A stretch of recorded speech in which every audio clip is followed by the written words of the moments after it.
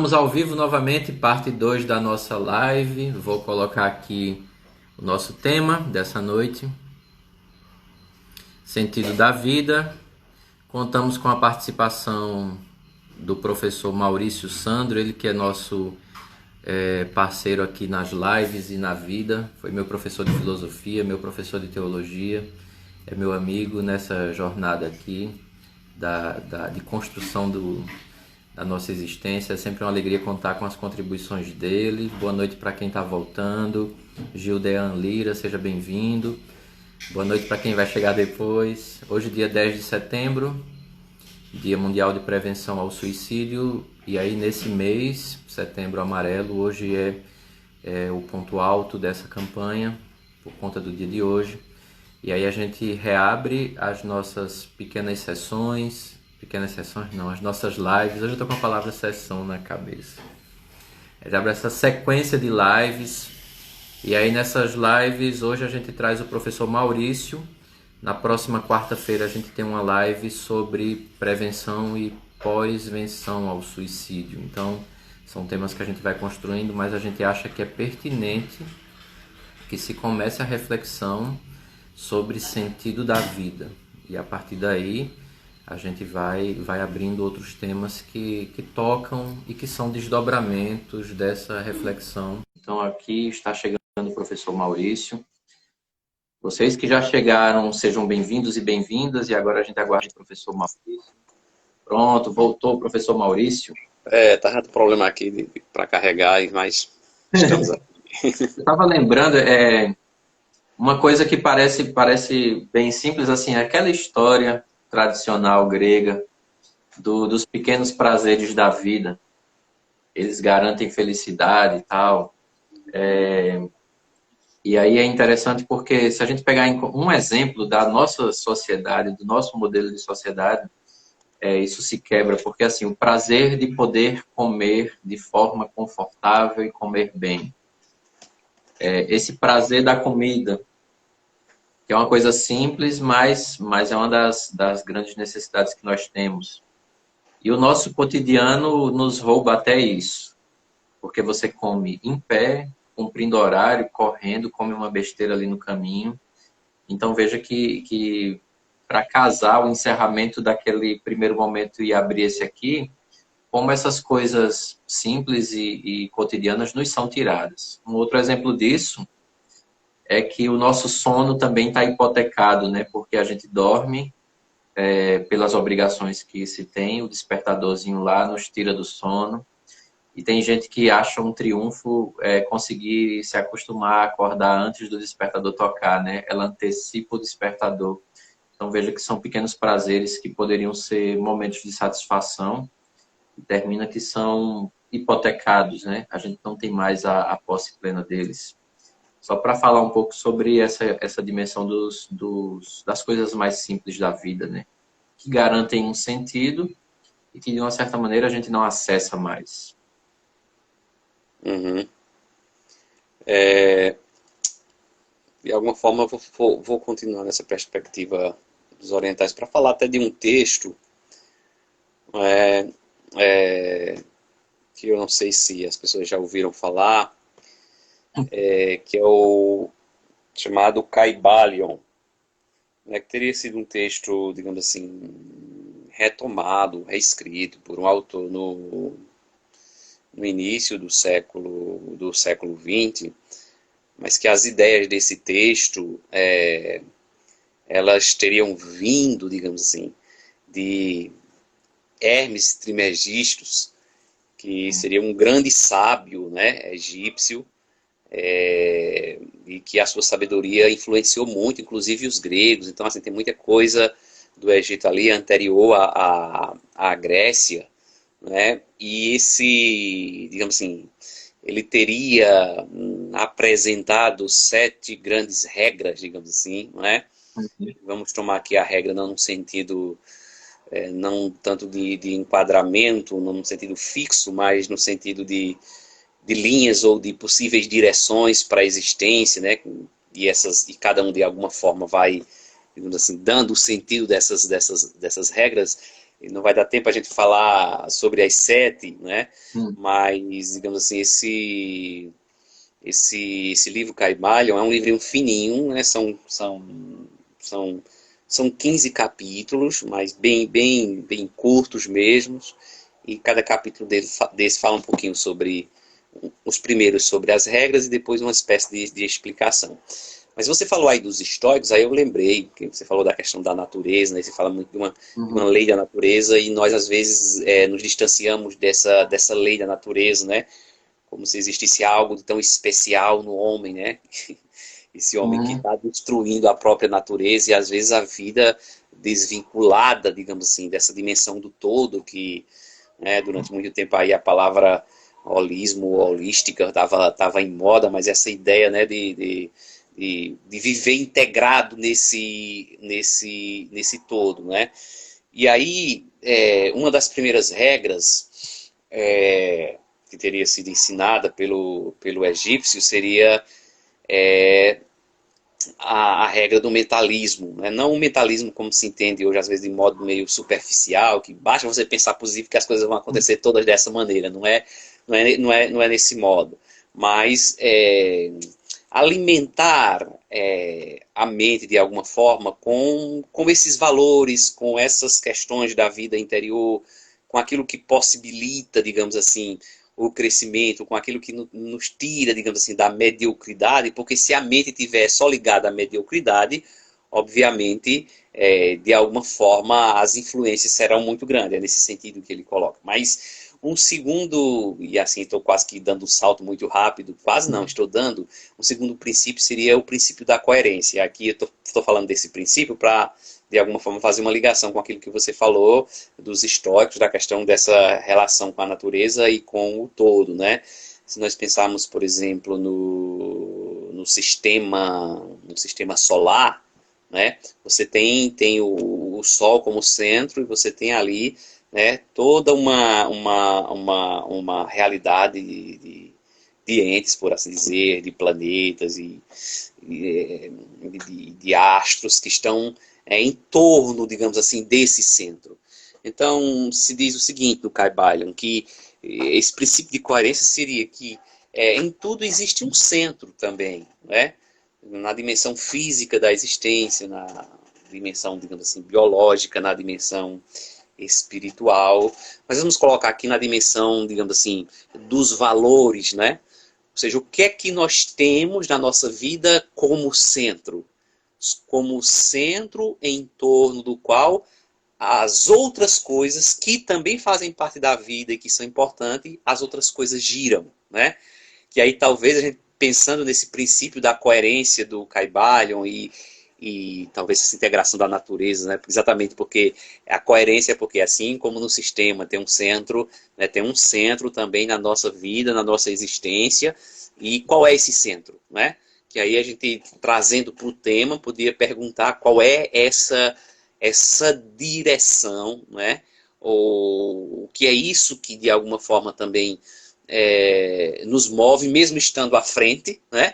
Porque, digamos, se é uma direção, se é uma finalidade, mesmo estando à frente, de alguma maneira nos move como uma, digamos assim, como uma causa final, né? Mas que está ali, digamos assim, na origem das nossas opções, né? Daquilo que nós pensamos, do modo como nós vivemos. Então, se nós pensarmos, por exemplo, nessa regra, né? Eu acho que nós chamamos de princípio de coerência, né? Que existe um centro lá no universo, e que existe um centro no sistema solar, e que existe um centro, né, no movimento físico, um centro de atração, né? Qual é o centro, digamos assim, da nossa existência, né? O que é aquilo que tem mais valor, né? O que é aquilo... Então, assim, isso é o que vai dizer, de alguma forma, o que é esse sujeito, né? Dependendo de qual Uhum. seja o centro que nos move, nós seríamos medíocres ou não, né? Ou falando nas palavras, digamos assim, de uma filosofia mais oriental e dos filósofos como um todo, né? Se tem algum, digamos assim, algum objetivo na vida humana é nós sairmos da ignorância e chegarmos à sabedoria, né? Uhum. A perspectiva do filósofo de todo humano seria esse, sair da ignorância e chegar a, a sabedoria, né?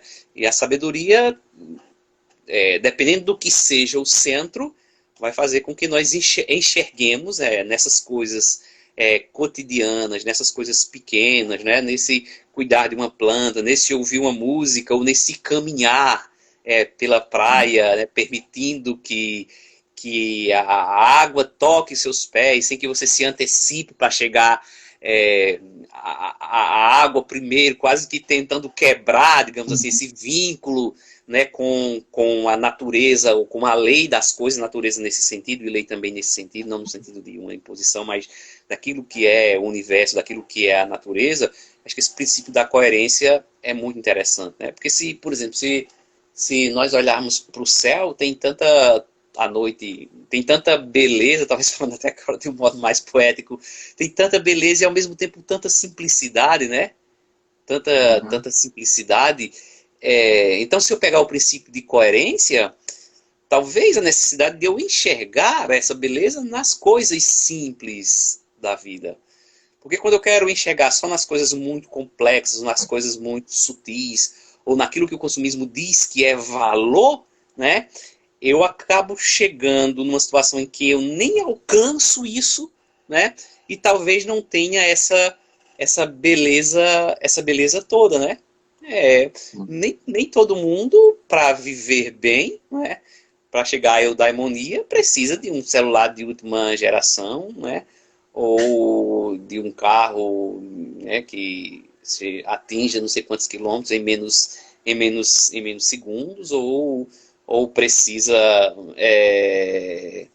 ir aos Estados Unidos, né, como disse o Ariane Suassuna, que chegou numa casa lá no Rio de Janeiro para ele receber um prêmio, foi almoçar, e aí começou a conversar com a esposa lá daquele que o convidou, e aí a esposa começou a dizer que, evidentemente, o senhor já foi nos Estados Unidos. Ele disse, não, eu nunca saí do Brasil, não. Então, ele diz, ela categorizava as pessoas entre aquelas que já foram à Flórida, aos Estados Unidos, e aquelas que não foram. E aí ela dizia, ele dizendo, né, que aqui no Brasil, aqui no Rio de Janeiro, não tem professores à altura, né, para ensinar aos meus filhos. Aí ele ficou pensando assim, deve ser algum Rui Barbosa ou algum Joaquim Nabuco, porque não tem um professor à altura.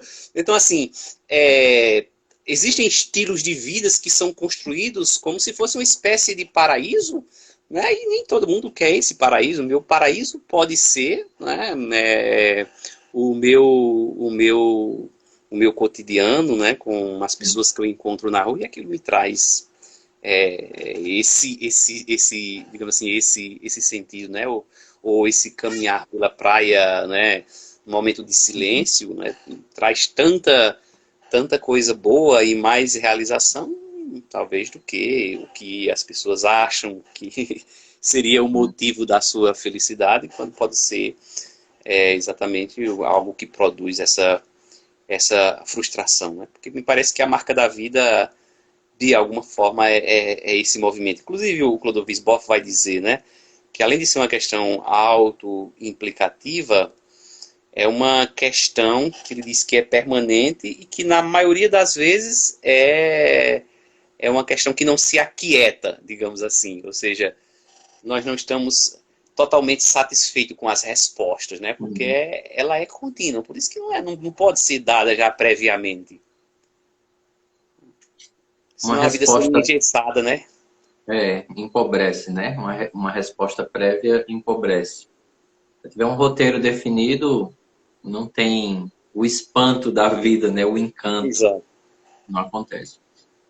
Eu quero esse ponto aqui. A gente terminou falando sobre sentido e, quer dizer, terminou não, desde o começo, porque tem o Aristóteles e a ideia de felicidade. E o ideal de felicidade é a marca, uma das marcas, né? Desse modelo de sociedade do capital. E aqui é interessante porque quando o senhor fala assim, o consumo, o consumismo, a gente vê que essa é a marca de um modelo de sociedade. E aqui a gente vai entrando num tema bem, assim, começa a trilhar um caminho que vai colocar a gente num tema bem desafiador, que é justamente essa relação entre capitalismo e sentido, porque é tudo muito negociável nesse contexto, né? Porque, inclusive, a gente fala, usa uma expressão que é a corrida dos ratos, né? Você roda, roda, roda, roda e para no mesmo canto toda vez. Porque a ideia do consumo é a seguinte: você constrói o padrão de vida a partir do salário que você recebe. Quando esse salário aumenta por alguma razão, ou você mudou de emprego ou foi promovido, você eleva o que você chama de padrão de vida. Uhum. E termina que esse ideal de felicidade é compatível, nesse contexto, né? É compatível com o nível de consumo. Sim. E aqui a gente tem uma separação muito perigosa, né? Porque eu vou terminar nesse contexto afirmando que alguns vão ter mais direitos do que outros a encontrar o que é sentido, né?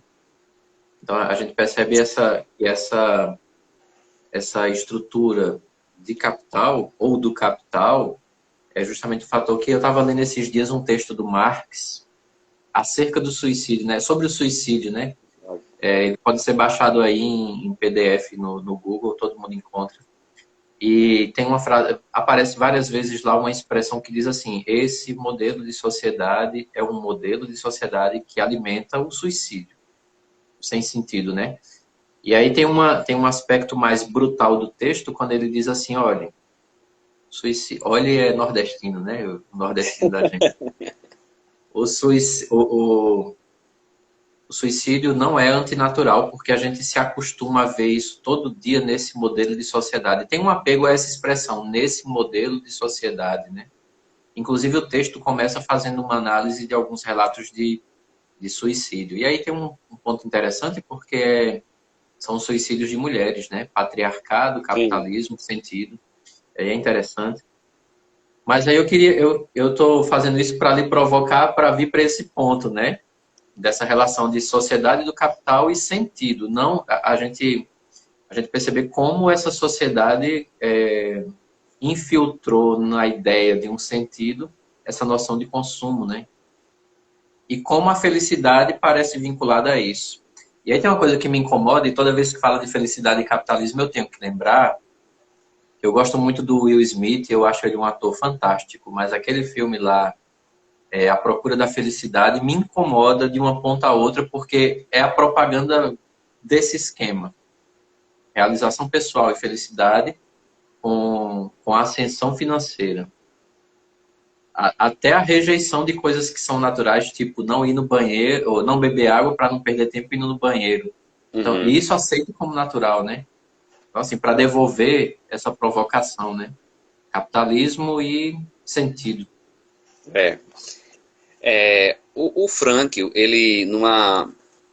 E aí depois a gente vai falar também de Marx, acaba falando pela própria Uhum. pergunta. Em uma conferência de 1968, em Viena, intitulada O Homem em Busca de Sentido, né, ele vai exatamente de alguma maneira apresentar, digamos assim, qual é a sua tese, digamos assim, ou qual é o centro, né, em torno do qual gira a vida na sua compreensão, né? E aí ele vai, de alguma forma, dizer que aquilo que é mais profundo no homem nem é a busca pelo prazer. Aqui, certamente, Frank está estabelecendo uma crítica Sim, voraz a Freud, embora não negue essa dimensão do prazer. E aquilo que é mais profundo do homem também não é a busca pelo poder. E aqui me parece que ele está estabelecendo uma crítica à chamada psicologia individual, né? Mas o que seria, digamos assim, a instância mais densa, mais profunda do ser humano, para o Frankl, é exatamente essa busca, né, pelo sentido, digamos assim, é essa dinâmica, né? Inclusive, ela até se antecipa no sentido de profundidade, a busca pela felicidade, né? uhum. Porque eu precisaria ter um motivo, né? Ou uma direção, ou uma finalidade para que essa vida boa, né? Essa vida digna, ou essa vida feliz, ela fosse, por assim dizer, alcançada. eu diria que, de alguma forma, porque o sistema capitalista ele sabe de tudo isso, ele joga, digamos assim, com o uso do princípio do prazer, né? E aí, de alguma forma, a psicanálise tem alguma coisa a dizer. Ele joga com o princípio do poder, e aí a psicologia individual teria alguma coisa a dizer também. E ele joga com a questão do sentido, dando razão a Frankl, né? Então, de alguma maneira, eu estou tentando aqui, a partir desse viés, digamos assim, harmonizar estas tensões de perspectivas, digamos assim, psicológicas. E aqui eu traria também aquilo que eu disse sobre o princípio da coerência do Kybalion, e lá de Hermes Trismegisto, do Egito Antigo, em que o capitalismo ele é capaz também de perceber esse princípio da coerência, né? Quando você coloca aí o exemplo de elevar o padrão de vida a partir da elevação do consumo, a partir de melhores condições. Então, alguns conseguem chegar, e os que não conseguem chegar porque não têm as condições, de alguma forma também, né, abraçam essa ideia de que o sentido estaria nesse padrão de vida. Então, quando você diz assim, alguém que tem um padrão de vida e acaba tendo outro e começa a consumir mais, né, isso é um princípio de coerência que o capitalismo percebe e alimenta naqueles que têm o seu centro de coerência no costume. E aí, eu acho que de algum modo ou de outro, nós chegamos na questão que o Clodovis Boff coloca, que é a questão importantíssima dos valores, né? Qual é o valor em torno do qual orbitam, por assim dizer, os movimentos da minha existência. Então, no capitalismo, como nós vivemos hoje, no consumismo, né, eles exploram o princípio do prazer, porque ele está presente, o Frank vai dizer que está, ninguém pode negar, né, essa dimensão do prazer, embora ele diga que tem uma dimensão mais profunda, mas o capitalismo explora isso. Ele explora o princípio do poder, né, do poder, com muita força, inclusive, né? Porque, de alguma maneira, esse status, essa vida no outro patamar, é símbolo, pelo menos, na propaganda, e na maneira de nós vermos o mundo, porque acabamos consumindo também a propaganda, né? Ou seja, costumamos a consumir o produto do próprio consumo, por assim dizer, e, ao mesmo tempo, quando eu digo que usa a perspectiva de Frankl, é que pega o termo sentido, né, sem que as pessoas se perguntem o sentido do sentido, e acabam dizendo que o sentido se encontra exatamente no prazer e no poder, né, talvez desvirtuando aquilo que o Frankl quis dizer, mas assim, o capitalismo ele não é ingênuo, o sistema não é ingênuo, né? Não é uma mão invisível que movimenta o mercado, como dizia Adam Smith, né? Tem cabeças pensando ali, tem pouquíssimas empresas, né, que conduzem a economia, e conduzindo a economia conduzem a política, e conduzindo a política conduzem também a maneira das pessoas pensarem, conduzem também esse consumismo desenfreado, né? E aqui eu acho que, digamos assim, quando eu falei que fazer alguma menção a Marx, seria só nesse sentido de ele que estabelece talvez a crítica mais contundente, eu acho que até hoje há ao capitalismo, né, na sua economia política, por assim dizer. E só para terminar, na minha fala nesse bloco, não sei se a gente já vai concluir, mas achei interessante quando você fez a menção ao filme Em Busca da Felicidade, A Procura da Felicidade, né? E exatamente porque associa a felicidade a, digamos assim, essa dimensão financeira, né? Isso acaba desembocando numa espécie de ideologia, né? Aí, do outro lado, nós temos também uma espécie de ideologia que parece ser contrária, mas que reforça essa. Olha só, que é aquela que diz assim, dinheiro não traz felicidade. Uhum. Né? E quase que uma espécie de propaganda que, de alguma forma, se for colocada do ponto de vista ideológico, né? E nós fazendo uma leitura mais crítica, nós diríamos o seguinte, nem o dinheiro traz felicidade, nem a falta de dinheiro traz felicidade. Uhum. Porque quando eu digo assim, dinheiro não traz felicidade, pura e simplesmente, eu estou dizendo, quem não tem as condições, né? Fique como está, que vai conseguir ser feliz. Né? Mas eu acho que não para a felicidade nesse sentido paradisíaco, né? Mas para o bem viver, eu acho essa expressão ela mais rica. Eu acho que as pessoas Uhum. precisam ter um mínimo para a alimentação, que você colocou aí, para a educação, para as condições de saúde.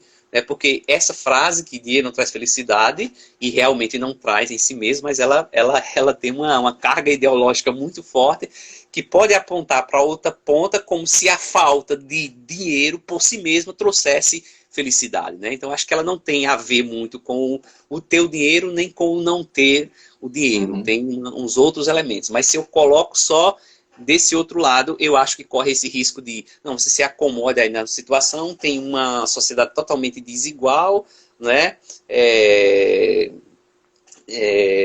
Que concentra demais a renda e nessa situação que você está, né? Você consegue, basta você querer, né? E eu acho que também não é por aí, né? Essa é sempre a questão mais complexa. Não sei se me É, entendeu. é interessante porque a gente até já falou disso em outra live, quando a gente falou sobre, acho que foi sobre a angústia e isso como revertido nesse campo social. E a É, gente falou que o capitalismo ele tem uma facilidade de assimilar a crítica e transformar ela em mercadoria, né? Aquela história famosa do sim. Che Guevara que virou estampa de camiseta e Aham. vendido, né? Então, assim, essa Alimentou a capacidade daquele que tanto combatia. então, o capitalismo engole a crítica e transforma ele em mercadoria, né? É sempre esse esquema. Mas assim, por exemplo, quando fala a ausência do dinheiro ou dinheiro, felicidade ou não felicidade, mas quando diz assim, dinheiro não traz felicidade, abre a esfera para o outro lado, né? Mas termina que, do ponto de vista ideológico, conforma toda uma estrutura de sociedade como a gente já vive, né? Então, na verdade, é um discurso que conforma, né? Mas aí eu vejo que também é típico do capitalismo transformar a exceção em um tipo de regra. Porque aí eu volto para esse filme que eu me incomodo. Eu gosto muito do Will Smith, mas esse filme não cola, não. Aí assim, porque assim, é alguém que tá lá, que não tem nada, nenhuma possibilidade, e de repente a história vira e o cara chega num ponto alto. E a propaganda é justamente essa, olha, tá vendo? Tava lá embaixo, de morador de rua, e chegou aqui. Chegou a morar na rua e agora está aqui. É aqui que entra um campo de propaganda que atenta contra o significado mais profundo do que seria viver, né? Porque, e do que é felicidade também. Porque termina impregnando a sociedade de um sentimento de culpa caso você não consiga ultrapassar essa barreira imposta pela condição social. Por exemplo, se você não ascender socialmente, não ascender é porque você não fez o esforço suficiente. E aí essa ideia do esforço, se eu conecto esse esforço com a ideia de um sentido, eu vou entender eu vou entender assim, né? Em um aspecto, como esse modelo de sociedade é doente e adoece. E aí eu volto para o Marx, né? Vai ser típico desse modelo de sociedade angustiar tanto a pessoa que ele vai chegar ao ponto de dizer que não quer mais e é por isso que essa sociedade gera o suicídio, né? Segundo Marx, nesse texto aí que eu já citei, né? Sobre o suicídio. Então parece que é impregnando por um sentimento de culpa. E aí, por exemplo, alguém que não consegue subir financeiramente, mas também se eu inverter, alguém que tem um declínio econômico vai passar pela mesma coisa. Basta ver ali, por exemplo, 1929, mas também 2008, né? Pessoas com grande poder aquisitivo. Quando esse poder declina, parece que o sentido some. E aí eu lembro da tradição, eu vou usar aqui como tradição milenar, porque a história não é dele, mas assim, ele participa dela. É aquela mensagem, aquela frase de Jesus sobre tesouro e coração, né? Onde tiver o tesouro, está o coração. E aí, dependendo justamente de onde eu coloco o eixo para mover a vida, Uhum. se não for um eixo seguro, a vida quebra, né, lá na frente. Por isso que é importante essa construção mais, na minha opinião, né, mais íntima e mais interior sobre o que seria sentido, né? Poderia conceder sentido. Sim. E aí também acho que, além de íntima, leva também para a questão pessoal, né? Ou seja, da Uhum, responsabilidade da pessoa. Embora no início a gente tenha citado ali o Luiz Boff, quando ele diz que não é a pergunta de hoje, a pergunta pelo sentido nem de ontem, mas é a pergunta de sempre, porque é a pergunta humano-existencial, embora isso seja verdade, mas em cada contexto essa pergunta ela certamente ganha uma formato, né? conotação É. própria e específica, e estou dizendo isso porque você está citando Marx, né? E nesse sentido, Marx é atual, porque essa pergunta pelo sentido da vida está dentro do capitalismo e certamente muito mais explorador do que na época de Marx, né? Que Isso. estamos ali na capitalismo industrial, né? E depois a gente está numa perspectiva mais de um capitalismo agora financeiro, né? Não é mais o capitalismo produtivo, mas o capitalismo improdutivo, né? Existe Uhum. muito enriquecimento sem muita produção, ou seja, sem emprego, né? E aí produz miserabilidade. E certamente a pergunta sobre o sentido está dentro desse contexto. Mas voltando ao filme, é interessante essa sua retomada, porque quando se coloca, digamos assim, esse modelo de felicidade, né, associada a essa questão financeira e essa questão da meritocracia que certamente estaria por trás daí, ou do Sim. esforço do indivíduo, é interessante como o Marx vai dizer que o capitalismo tem as suas próprias contradições, né? E ele dizia que isso iria levar ao fim do capitalismo, mas eu acho que até hoje o capitalismo está conseguindo, como você diz aí, lidar com as contradições ou com as críticas aí, e fazer disso digamos assim, uma mercadoria.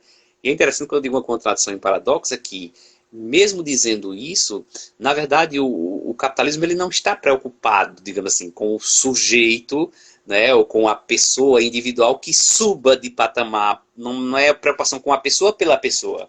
É porque esse tipo de visão alimenta o sistema, né? Então, o que deve ser Uhum. alimentado é o sistema. Então, essa ascensão pessoal, de alguma forma, ela é instrumentalizada em função, né, da permanência das bases de sustentação desse mesmo sistema, né? Ou seja, não é o sistema que diz assim, eu sou bonzinho e por isso eu vou Sim. elevar a sua vida, como se propaga aí, né, digamos assim, no neoliberalismo, como se propaga com tanta intensidade aí nos jornais nacionais da vida. É interessante quando é um tema sobre a reforma administrativa, sobre a diminuição dos gastos no Estado, e sobre uma economia neoliberal, né? Eles propagam isso com tanta força, apesar de parecer que existe uma briga muito forte entre o governo Bolsonaro e a Globo, mas a Globo pensa exatamente como o Bolsonaro quando se trata de termos de economia, de condução do país, eles pensam exatamente a mesma coisa, né? Uma discussão ali em outros termos, mas em termos econômicos, é isso que a Globo quer, esse modelo exatamente de Paulo Guedes. Mas é interessante quando eles passam uma reportagem que interessa a eles chamam assim, um especialista. O especialista vai falar, mas é só um especialista que pensa como eles pensam, né? E de alguma forma, e muito facilmente as pessoas engolem, ou consomem, que é mais um consumo, né? Que sustenta o sistema com muita facilidade, né? Porque um especialista falou, né? Existem especialistas e existem especialistas, né? Existem Isso. especialistas que pensam exatamente o contrário, né? Às vezes com argumentos muito mais profundos. E aí é aquela máscara de que foi dada uma notícia e essa notícia ela foi, digamos assim, justificada com uma base racional ou científica, né? Como vamos chamar um cientista para corroborar essa visão, né? E o cientista também faz parte do interesse ideológico da manutenção desse sistema. Mas muito boas as questões, João. Aqui eu não sei se o senhor consegue ver daí, junto desse comentário tem um sinal de interrogação, e aí apareceu aqui uma para mim, né, porque parece que é oculto.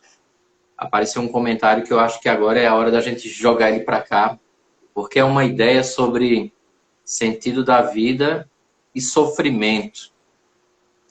O sofrimento nessa...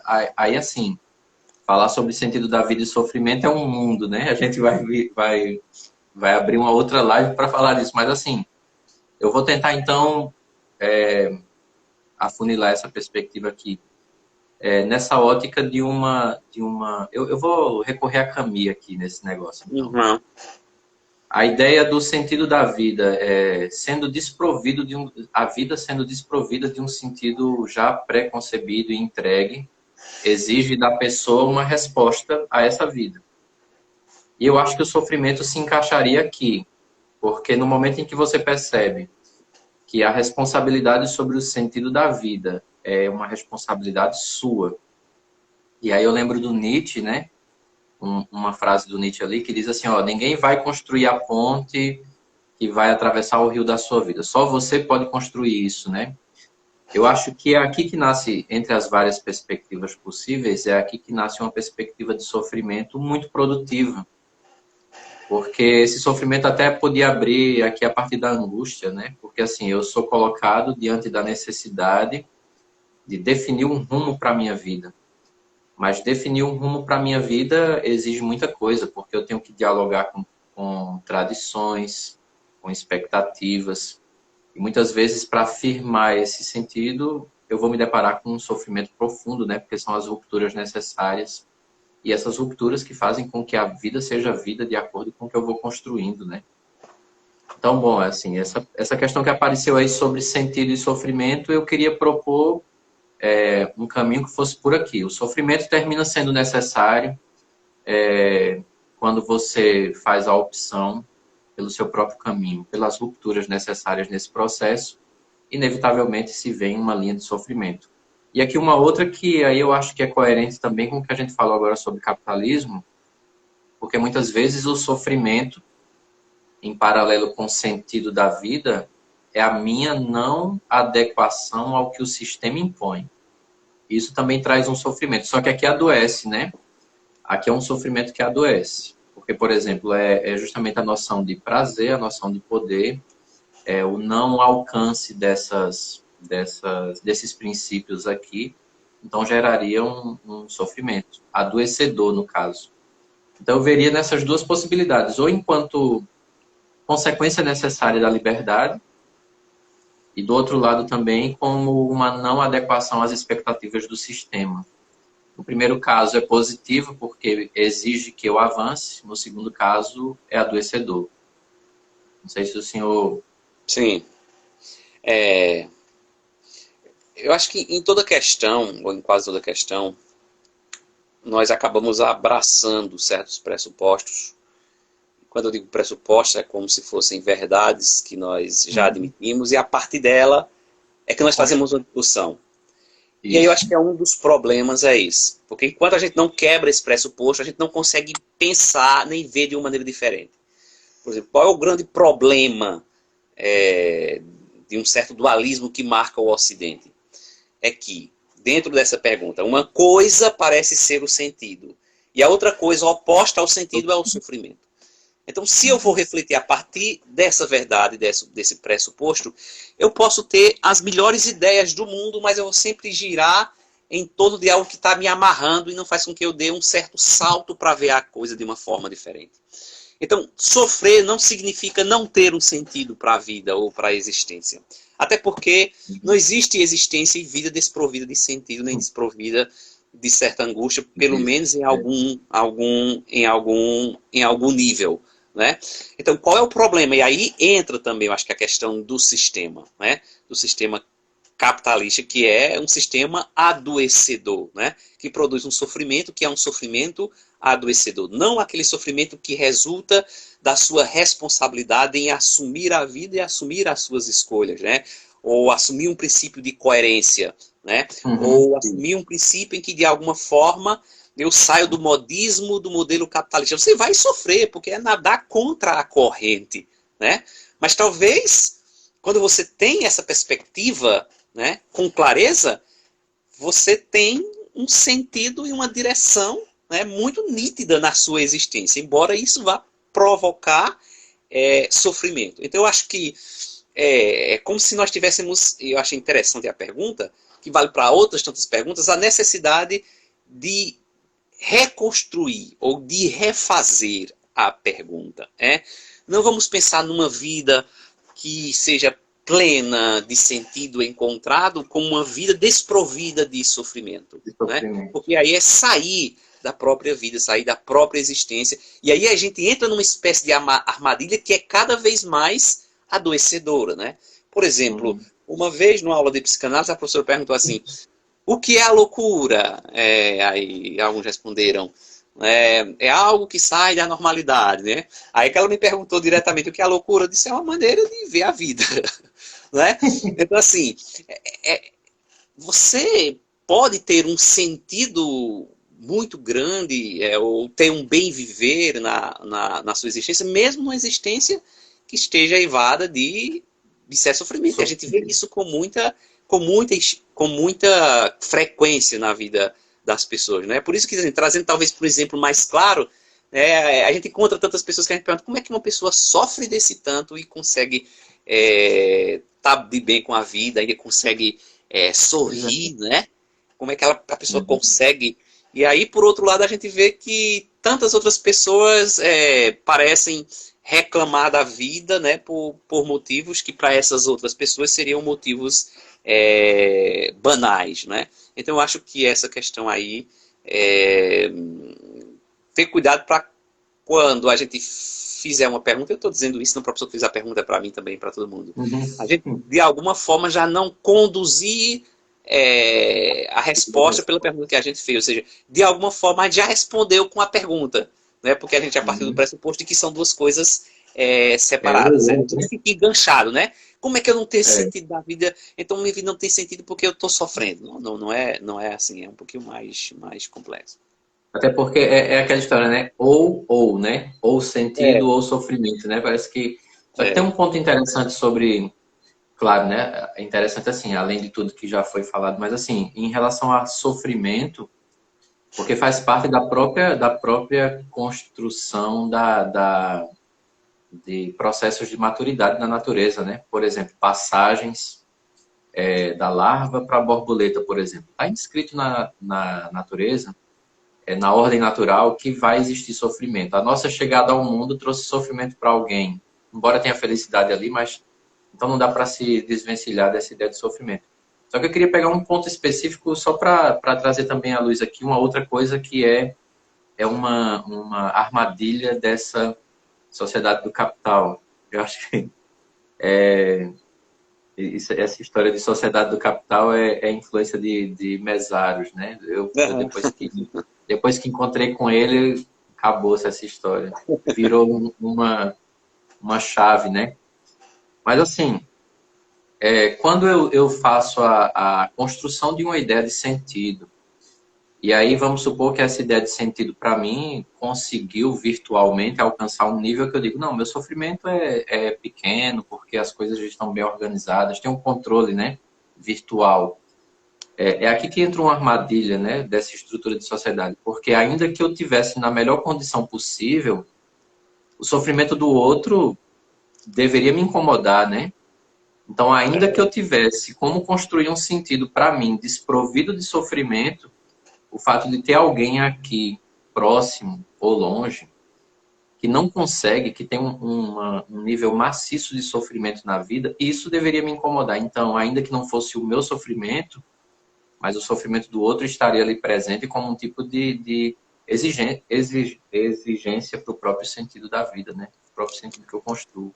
Então não dá para fugir da ideia de sofrimento. Por onde você rodar, sempre vai se encontrar com ele por ali. Não tem como, não teria como. É verdade. Olha É, aqui, tem um comentáriozinho, Sara Jane Farias. A meu ver, o sofrimento é inerente ao sentido da vida. Eu caminho nessa mesma linha daí. Não tem como a gente se soltar disso, né? Até porque é uma outra coisa que é assim, eu posso estar aqui muito bem, e aí entra a ideia do absurdo, né? O absurdo de Camus, que é assim, eu posso estar aqui muito bem e de repente eu recebo uma ligação dizendo que aconteceu alguma coisa ruim com alguém que eu amo. Então, o sofrimento, ainda que não seja diretamente comigo, mas ele perpassa toda a construção das relações que eu tenho, né? interessante aí. Um abraço para a Sara Jane, amiga lá de Santa Luzia. Acho que trabalha aqui em Campina Grande, né? Gente muito boa. E é isso mesmo, né? O sofrimento ele é inerente ao sentido da vida. A gente não pode descolar uma coisa da outra. Até porque se o sentido é, é construído ou é buscado para ser encontrado, Opa, pausou a internet. Ah, voltou. e toda busca implica um certo sofrer, né? Ou uma certa inquietação de ainda não ter encontrado aquilo que se busca, ou de não ter concluído essa construção que nunca se conclui da existência, não sei com a É. morte, como diz o Heidegger. Então uma coisa está implicada na outra. Tem uma frase do Nietzsche que eu acho muito interessante, que ele diz assim: se nós tivermos um porquê viver, nós iremos suportar quase todo o como, né? Então Uhum. acho que tem muito a ver com essa questão desse esse porquê, no sentido dessa direção, no sentido desse sentido mesmo, né? O como, de alguma forma, ele vai ser suportado, né? Ele vai ser suportado. Eu acho que a vida do Nietzsche talvez fosse bem isso, né? Porque sofreu muito, era muito doente, mas me parece que ele tinha um porquê, né? Viver, porque ele estava sempre tratando ali da necessidade de afirmação da vida, né? Se alguém me perguntasse assim, é claro que a minha pretensão não seria dar uma resposta, não seria contraditória a tudo que eu disse até agora, mas se alguém me perguntasse assim, qual é o sentido da vida, né? Ou qual sentido pode se encontrar na vida? Se eu pudesse dizer alguma coisa, né? É, que é arriscado, eu diria Hum. que o sentido da vida é viver. É viver. Porque é, enquanto você está vivendo, e talvez com essa vontade de vida de que fala Nietzsche, né? Isso significa dizer que tem um resquício de sentido que está aparecendo ali de alguma maneira. Então, não é quando eu digo assim, viver, é exatamente para dizer que não é uma coisa que eu trago de fora para colocar dentro da vida. É por isso que esse tema e essa reflexão sobre o sentido de que tem uma coisa diferente, aí eu aponto para a dimensão que eu chamo de existencial, que não é uma reflexão a respeito de um objeto estranho a nós mesmos, mas é um pensar aquilo que é mais próprio de nós mesmos. Inclusive, esse que é mais próprio de nós mesmos é anterior, inclusive, ao próprio pensar. É como se eu estivesse dizendo, deixa a vida falar por ela mesma, né? Deixa a vida falar por ela mesma, que os sentidos vão sendo encontrados ou vão sendo construídos.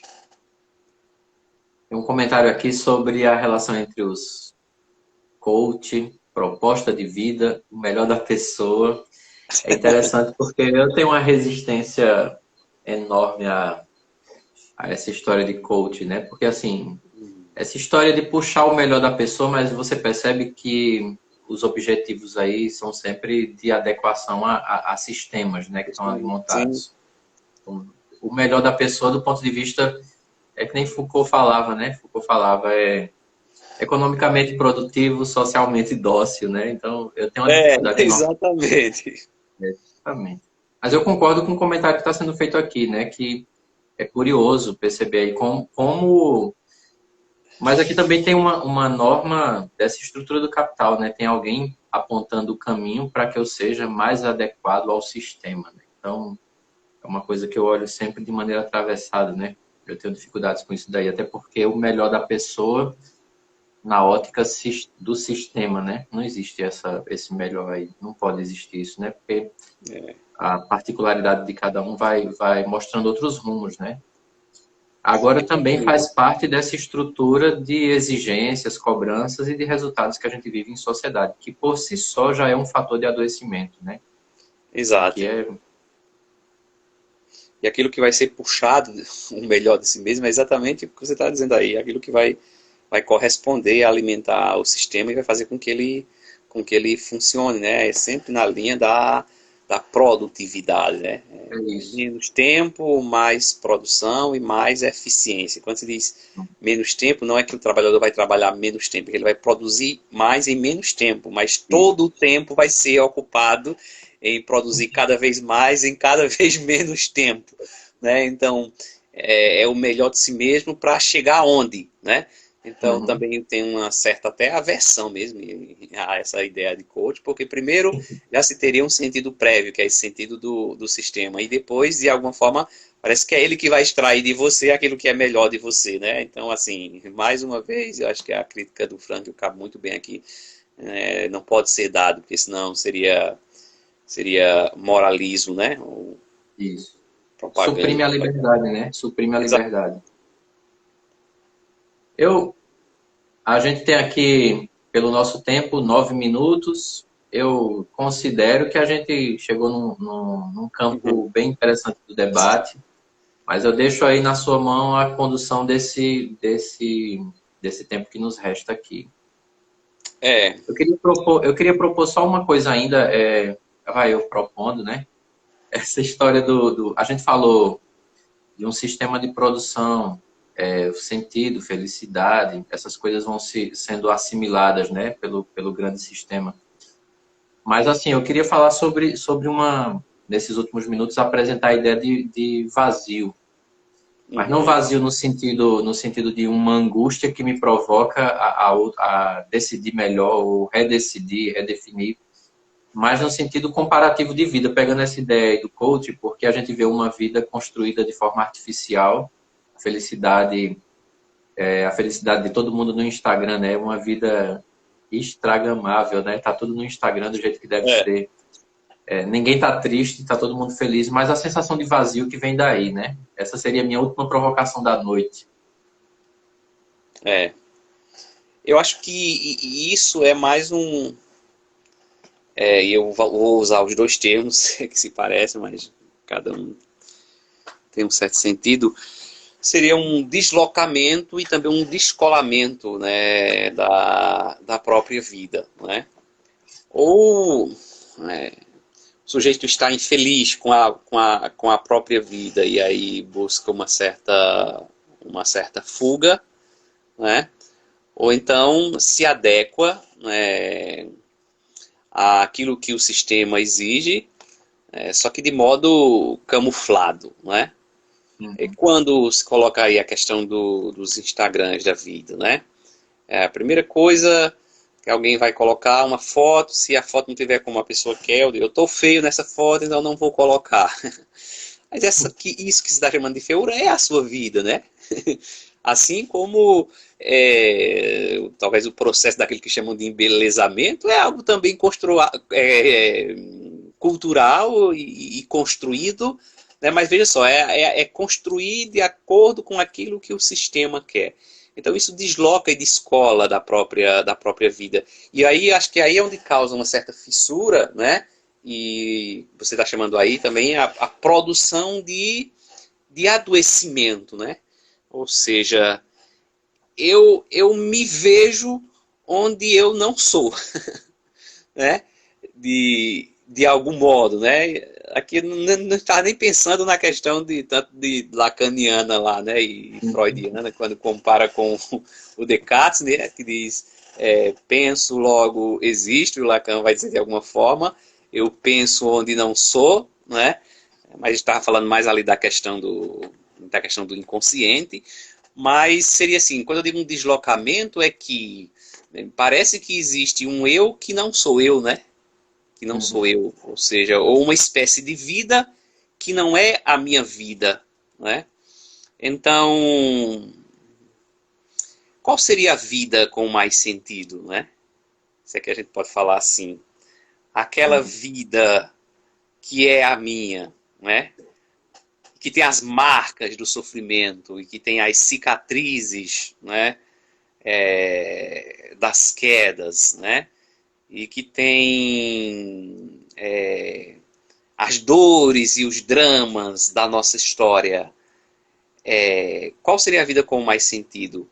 Essa vida que é a minha com essas marcas, ou uma vida que não tem nenhuma dessas marcas, mas que não é a minha vida, né? Eu acho que ficaria talvez até essa pergunta como uma provocação no sentido de a gente refletir, né? Os filósofos têm essa mania, né, de colocar mais perguntas do que respostas, mas já que a gente está falando do sentido, e você colocou essa questão aí, né, dos Instagrams, né, das fotos, né, digamos assim, marcadas por belos sorrisos, né, e por felicidade que às vezes não corresponde, geralmente não corresponde à existência, aí eu ficaria com essa pergunta, né? Melhor uma vida em que eu busco sentido com essas marcas das dores da existência, ou uma vida em que não existem dores, né, nem dramas, nem cicatrizes, mas que em última instância não é a minha vida e na verdade não é vida, né? Porque Ninguém, né? viver é estar dentro da possibilidade de carregar as marcas das cicatrizes, né? Quem está morto não sofre mais as dores do ferimento, né? Só é ferido quem tá vivo, né? Então é uma vida que não tá deslocada, descolada dessa existência. Eu acho que eu ficaria com essa pergunta onde é que tem mais sentido, né? Isso. Embora Pois ali as bem, pessoas professor. estejam procurando, né? Talvez um sentido, porque talvez indique exatamente a falta de sentido, né? Seja uma revelação Esse de vazio uma que você fala, grande. né? Pode ser, né? Mas é Um desejo adoecedor. profundo de que a vida fosse aquilo ali. Mas é por isso que é adoecedor, né? Porque você se desloca daquilo que você vivencia de fato e projeta em algo que a grande questão que eu levanto aqui é até que ponto o que está projetado ali é seu, né? Que é mais ou menos a sua pergunta também. Pois bem, professor Maurício, para mim é uma grande alegria contar com a sua contribuição nessa noite. Agradecer ao senhor e a todo mundo que passou por aqui. Nesse dia 10 de setembro, setembro amarelo, hoje é dia de prevenção ao suicídio e o nosso debate aqui foi sobre sentido da vida. Então, eu espero que tenha sido uma contribuição para todo mundo que está aqui, como foi para mim, porque abriu um espaço para uma grande reflexão aqui, que segue depois, né? Eu costumo dizer a Patrícia, e ela também me diz, né, que as reflexões vêm depois, quando termina. A gente começa justamente. Mas é uma gratidão contar com a sua presença aqui e de todo mundo que está aqui. Patrícia está mandando um abraço aqui para todo mundo, o senhor, a Aurora, a Juliana. Obrigado para a Patrícia também, para todos que nos acompanharam aí na live, né? Que esse mês possa ser de reflexão sobre uma questão que não é uma questão desse mês, é uma questão da vida, é uma questão da existência, e que possamos sempre com muito carinho e ternura cuidar uns dos outros, né? Talvez falando menos sobre o que é o sentido da vida para as pessoas e escutando mais as pessoas a partir daquilo que elas têm a dizer, porque talvez elas produzam sentido quando falam a partir do seu próprio sofrimento, da sua própria dor. Abraço a todos. Valeu. Uma boa noite, todo mundo aproveite o final de semana e semana que vem a gente se encontra por aqui. Um abraço para todo mundo. Valeu, professor Maurício. Uma boa noite. Um abraço, valeu. Até a próxima. Até mais.